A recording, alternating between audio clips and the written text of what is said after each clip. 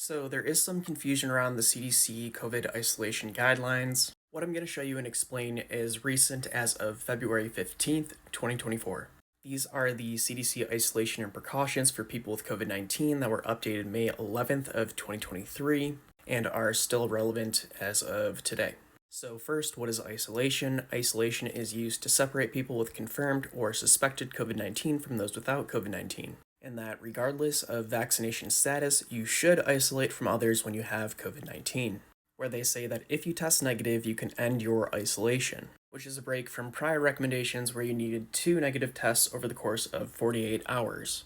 And then if you test positive on the COVID test, then they group this if you're symptomatic versus asymptomatic, and then on the severity of your symptoms. So for asymptomatic individuals, people that have no symptoms, these are the recommendations, where day 0 is the day you were tested.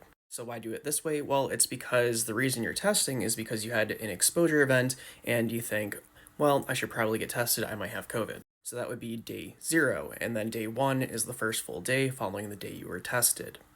So this one is essentially actually a quarantine recommendation because it's implying that you were exposed.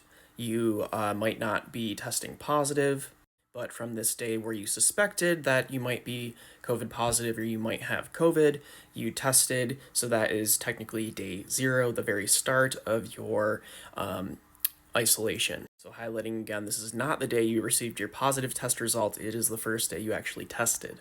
Where then if you develop symptoms, you'll have to restart the clock and continue isolation.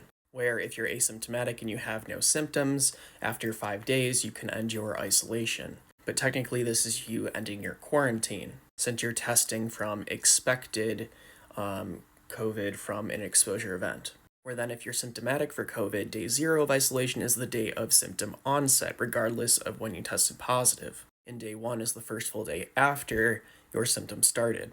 Where this is then broken down into 2 subsections, where if you test positive for COVID, you need to stay home for at least 5 days and isolate from others in your home. However, regardless, if your symptoms are improving, you may end isolation after the 5 days, even if you're still COVID positive, provided you are fever-free for 24 hours without the use of fever-reducing medication. So that's the big asterisk there. It's then broken up into a moderate and severe illness categories, so the prior recommendation is for mild illness. Now, if you have moderate illness, which is defined by experiencing shortness of breath or having difficulty breathing during your COVID infection, regardless, you have to isolate for 10 days minimum. And if you have a severe illness where you were hospitalized, or if you have COVID and a weakened immune system, you have to isolate through all 10 days and then consult your doctor before ending your isolation, where you'll need a viral test to show that you're no longer COVID positive before you can end that isolation.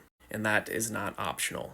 Where the big caveat here that a lot of people disregard, I've seen this many times, is that after you have ended COVID isolation, if your COVID-19 symptoms recur, so if you have a period where you have no fever, no active illness symptoms for a day or 2, and then they come back, or if you start feeling better but still have symptoms, and then you feel worse the next day, then that is now your day 0, and you have to restart the clock for another 5 days of isolation, which I know the vast majority of people are not doing, because people think of illness as a linear progression where you get really sick and then you slowly go down over time, when really it's a little bit of a roller coaster until you're through the illness. Or even at different points in a single day, you'll feel better and worse than at other points in that same day. And then concluding the isolation, there is 5 days following that you have to be wearing a mask when you're out in public. These are the current CDC isolation guidelines for COVID-19.